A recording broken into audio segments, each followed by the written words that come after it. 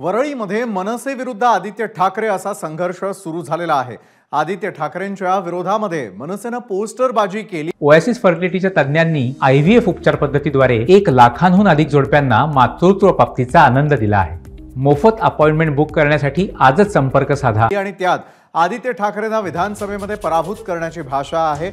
विधानसभेसाठी संदीप देशपांडेंना जिंकवण्याचा निर्धार त्यात व्यक्त करण्यात आला। मनसे कार्यकर्ता हर्षल खरात यांनी हे बॅनर लावले, त्यावर मेसी आणि रोनाल्डोच्या विरोधामध्ये सगळे मैदानात उभे राहतात असा टोला आदित्य ठाकरेंनी लगावलाय।